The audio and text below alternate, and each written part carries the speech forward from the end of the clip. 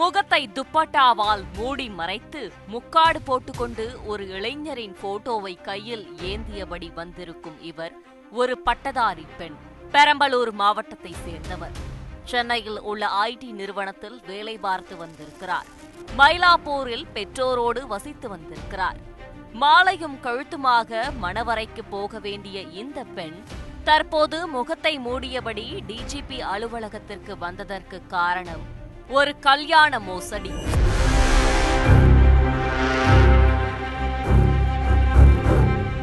அழகான தோற்றம், 80 லட்சம் சம்பளம். நெதர்லாந்தில் சாஃப்ட்வேர் வேலை என மேட்ரிமோனியல் வெப்சைட்டில் தன்னுடைய ப்ரொஃபைலை பதிவு செய்திருக்கும் இவர் மாரிமுத்து. ராமநாதபுரம் மாவட்டத்தை சேர்ந்தவர். மாரிமுத்துக்கு பாதிக்கப்பட்ட பெண்ணை பிடித்துவிடவே இருவரும் திருமணம் செய்து கொள்ள முடிவெடுத்திருக்கிறார்கள். ஜாதகம் பார்ப்பது, வீட்டில் பேசுவது என வழக்கமான நடைமுறைகள் அனைத்தும் நடந்து முடிந்திருக்கிறது.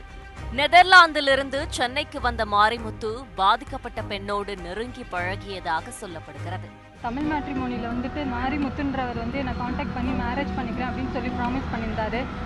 ஸோ அவர் ப்ராமிஸ் பண்ண நம்பிட்டு ஆக்சுவலி நான் கொஞ்சம் அமௌண்ட்டு நகை எல்லாமே கொடுத்துருக்கேன், அவருக்கு லோன் இருக்குது அப்படின்னு சொல்லி சொன்னதுனால அவங்க அம்மா அப்பாவுக்கும் பேசிட்டு அவங்களுக்கும் ஓகேன்னு சொன்னதுக்கப்புறம் தான் அவர் என்கிட்ட பேசவே ஸ்டார்ட் பண்ணார். அவர் இப்போ நெதர்லாண்டில் இருக்கார். நெதர்லாண்ட்லேருந்து என்னை பார்க்குறதுக்காக ஜூன் மந்த் வந்தார். ஸோ ஃபஸ்ட்டு வந்தப்பயே அவருக்கு ஓகே மேரேஜ் பண்ணிக்கலாம் அப்படின்ற மாதிரி சொன்னார். அதை நம்பி தான் அவர் லோன் இருக்குது அந்த மாதிரிலாம் சொன்னப்போ நானும் ஹெல்ப் பண்ணேன். ப்ளஸ் ஏதாவது செலவுனா கூட நீ செலவு பண்ண வேணாம், நானே பார்த்துக்கிறேன் அப்படின்ற மாதிரி சொன்னேன். பட் அவர் இப்போது செக்ஷுவலாக அப்யூஸ் பண்ணிவிட்டு ப்ளஸ் நெதர்லாண்ட் போயிட்டு என்னை நான் காண்டாக்ட் ரீச் பண்ணப்போ என்னை டோட்டலாக அவாய்ட் பண்ணிட்டாரு.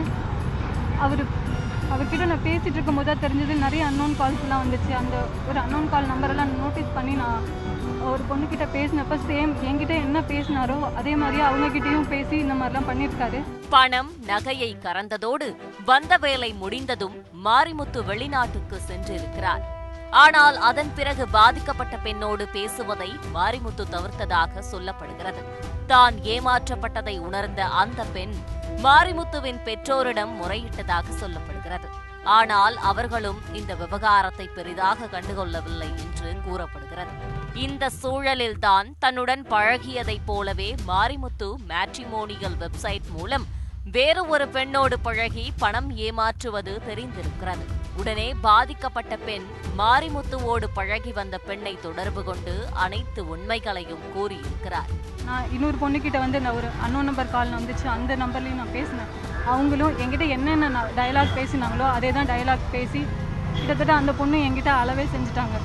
மாரிமுத்து பல பெண்களின் வாழ்க்கையை கெடுப்பதாக நினைத்த பாதிக்கப்பட்ட பெண் ராமநாதபுரம் காவல் நிலையத்தில் புகார் கொடுத்திருக்கிறார். ஆனால் அங்கு சரிவர நடவடிக்கை எடுக்காததால் டிஜிபி அலுவலகத்தை நாடி இருக்கிறார். ராமேஸ்வரம் ஃபுல்லா நான் அலைஞ்சேன். அங்கேயும் எனக்கு சரியா ப்ராப்பர் ரெஸ்பான்ஸ் இல்லை. அப்புறமே நான் மகளிர் ஆணையம் போனேங்க. தமிழ்நாடு மகளிர் ஆணையம் இருக்கு. அங்கே திருமதி குமாரி மேம் தான் எனக்கு அவங்கள வர வச்சு அவங்க மூலியமாக தான் எனக்கு எஃப்ஐஆர் போட்டாங்க. எனக்கு என்னென்னா இவ்வளோ தூரம் நான் ரொம்ப கஷ்டப்பட்டிருக்கேன். இந்த எஃப்ஐஆருக்காக கஷ்டப்பட்டிருக்கேன். பட் எந்த ஒரு ஆக்ஷனும் இல்லை.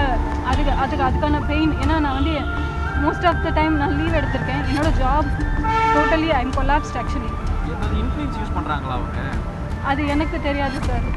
நடவடிக்கை எடுக்கலன்னு சொல்றீங்களா? அதுக்காக கேட்குறேன். அது நான் நோட்டீஸ் பண்ண முடியாதுல்ல. நான்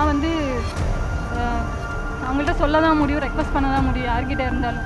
அவங்க எடுக்கலன்றப்போ எனக்கும் ரொம்ப கஷ்டமா இருக்கு ஆக்சுவலி. இந்த சம்பவம் தொடர்பாக விசாரணை நடந்த பிறகே மாரிமுத்து இது போன்று எத்தனை பெண்களை ஏமாற்றி இருக்கிறார், எவ்வளவு நகை பணத்தை கறந்திருக்கிறார் என்ற முழு விவரமும் தெரிய வரும்.